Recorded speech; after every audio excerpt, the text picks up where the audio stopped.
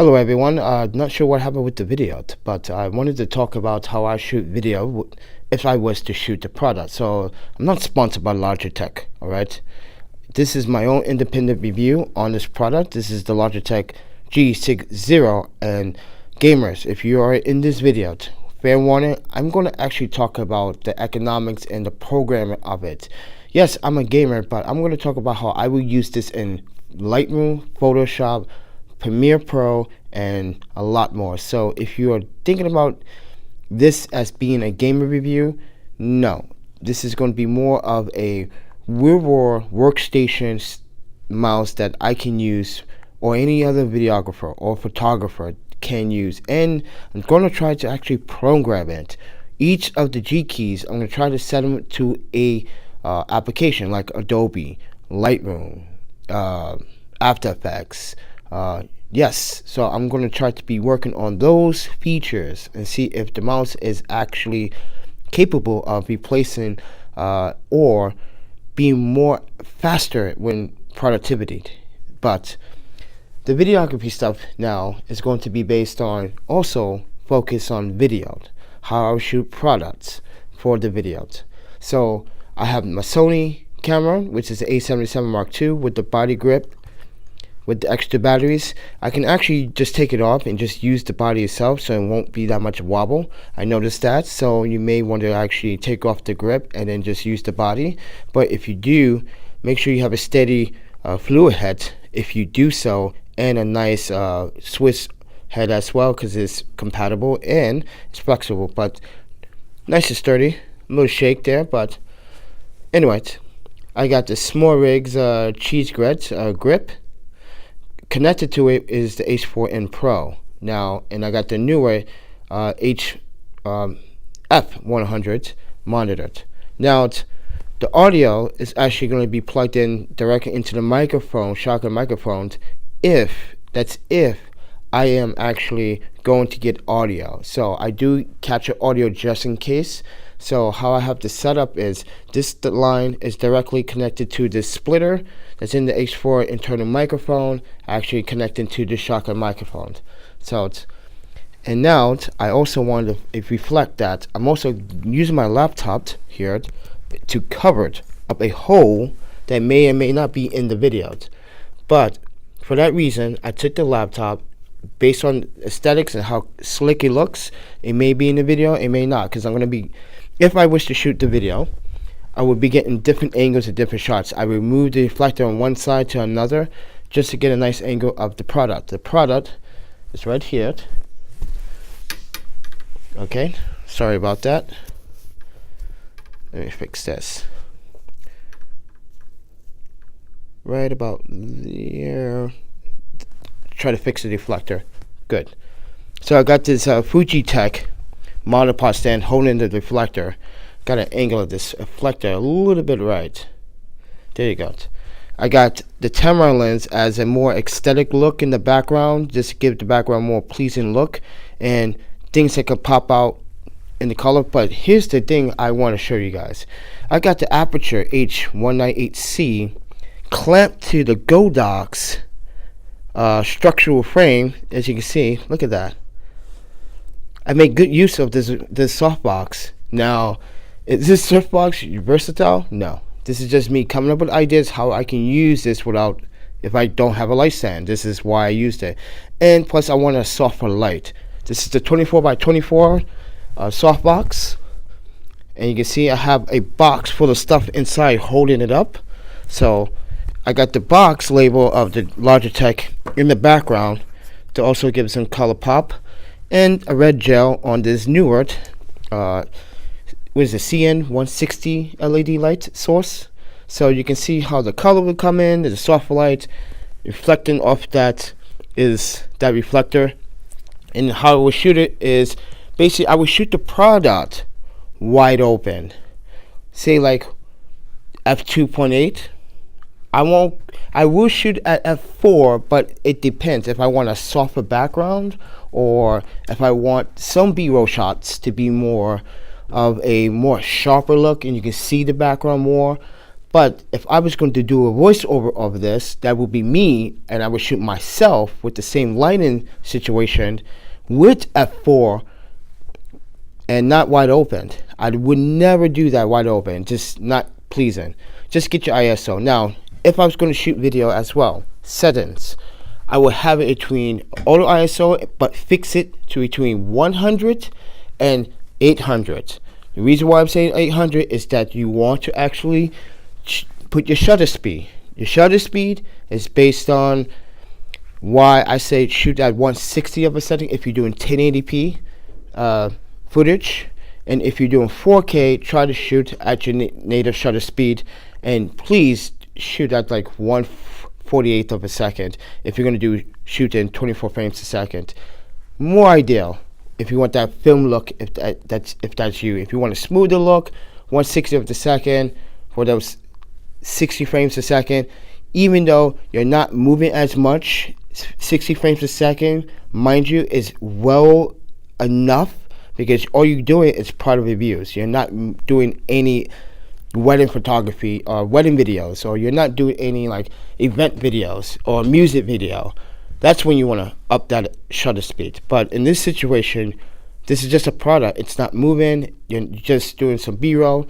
Now, the setup here is this also this beautiful Andoer Q08 fluid head.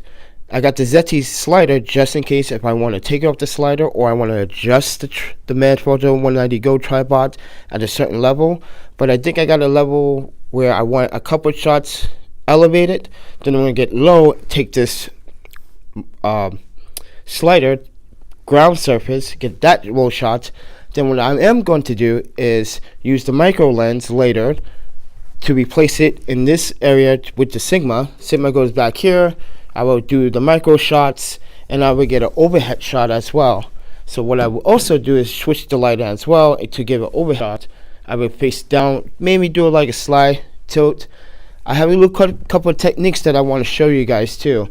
It's going to be kind of cool. So I'm going to kind of place you guys somewhere so you guys can see when I'm going to. Oh, well, can't do it right now. I was going to show you a technique that I did with this ball head and that ball head connected together. I used this ball head and I connected to this first. Then I connected this to this. It was pretty interesting, guys. I did some technique where I did a pan tilt roll in. So basically, you guys were like this. Basically, this footage starts off. Oops. The footage starts off sideways, portrait, and then it pops in. It's kind of weird, but to explain. But I don't know. Here it is. So the Logitech. Look at the beauty of that. Economically, it's been good. I actually tried this on a couple of surfaces now. I tried this on the marble, the stone outside the Capitol. I tried this on grass and dirt. So yes, because Logitech claims that it can work on most surfaces, so I want to try it to see if it works on most surfaces. But so far, whoa, worked on the grass, worked on the dirt perfectly fine. Even worked on a paper that was actually wrinkled up. But it worked really well, and it's very precision. By the way, see, turn it on. Now this mouse can work with 2 AA batteries or 1 AA battery, and if I press up on the button in the middle, it's performance, and this one is endurance. Now there's 3 textures on this mouse in particular. There's a smooth finish, a rubberized finish, and a grip texture near your palm and your thumb, which is pretty nice. Really like it. But I also wanted to show you guys the programs later in another video, how I've set this up to program Lightroom, Photoshop, Adobe Premiere. Maybe I want to pop in Chrome, or I want to pop in my movie player, or these micro keys would do very nicely. And the speed is based on, if you go, this is the back, well, this is decrease, increase. So if you want to increase the speed, you can. And if you program or install the Logitech software, you can actually see what DPI level you are. So right now it says I'm at 25. Go back down. I should be around 1500, and then 1000, something like 1500, something like that. So very fast, but I normally have about at 1000. So it's pretty much right there, and it's very smooth on this white surface. Now, does it work on this surface? Yes, it does. It works on dirt, works on concrete, marble. At the Capitol, I tried it at the Capitol, rough surfaces, and it worked. Now, does it work on glass? Here is the interesting about this product. It does work on glass if it's not fully transparent. It has to have like some type of discolor into it, like a green color of some sort, but it will work on glass. I don't know. It's weird how it worked on one piece of glass and didn't work on one other piece of glass. And I think it's because it's casting its own shadow underneath. Yes, it can still cast a shadow. Oops. It can still cast a shadow underneath itself. So maybe it's sensing the shadow underneath because it is now having some contrast or a shadow or a dark spot on the glass. So maybe that is the reason. I don't know, but it worked. So so this is how I would shoot the video. Just like this, get a couple B-roll shots and move the camera around, get another shot here, or come this way, get a shot like this, you know. But more likely this, because I don't want the background. So I'll be more like in here, or I will be more like right there. Get that shot. I know you guys can't really see what I'm doing, but just to give you guys an idea to what I would do. Now, as I take it from me, not a professional at this, amateur videographer. All right, I'm more the professional side of photography, but I do want to say that this is how I would shoot the video. But let me put this back where it belongs, which is in the center, which I had it right about there, casting that soft light, reflecting some of that light back on with the reflector. So that's how I would shoot video. I did all this to set it up for you guys, so you guys have a better understanding how I would shoot videos. And yeah, if you are going to shoot wide open, make sure don't go below 2.8. That's just ridiculous, you know. For product photography, you can shoot wide open, but don't go below 2.8 because you really don't want to soften out. If you have adequate lighting, this is enough lighting. I bet you I can get some very great results with just these three setups. One light source, which is main, a second light source as a gel, another reflecting some of that light back on as a source of light, which is a third. So I think as a travel videographer, I think this is well enough, even though I have a lot of stuff, but you can see. So, and I can monitor my headphones with these Sennheiser HD 280 Pros. You guys don't know about these headphones, you better recognize this is the best modern headphones you can buy for $100. They were $150 back in the day, but they're still $100 to this day, and they came out 5 years ago. That tells you something. A lot of people use it in the professional business, or people that use Sennheiser products in the movie business. They use those headphones. They're pretty good, especially some video academies or some schools use those headphones, the Sennheisers. So they're pretty good. So I can plug the Sennheisers right into this line here on the H4n Pro. Listen to my audio if I want to capture audio. If I was talking to myself. But that said, this is the Panda Photographer, giving you guys a good idea how I would shoot the video. We talked about the product a little bit, yeah, and we talk about give you guys a little sneak peek. Actually, I have to do this with my iPhone since the poor camera passed away. So this is just a video just showing you guys what I would do.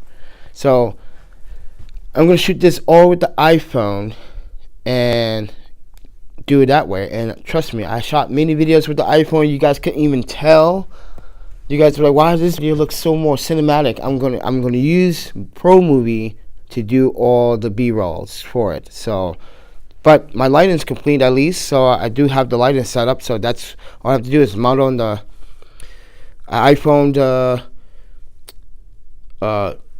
holder, or what do they call that thingy?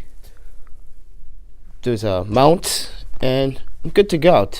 Still use this, the Andoer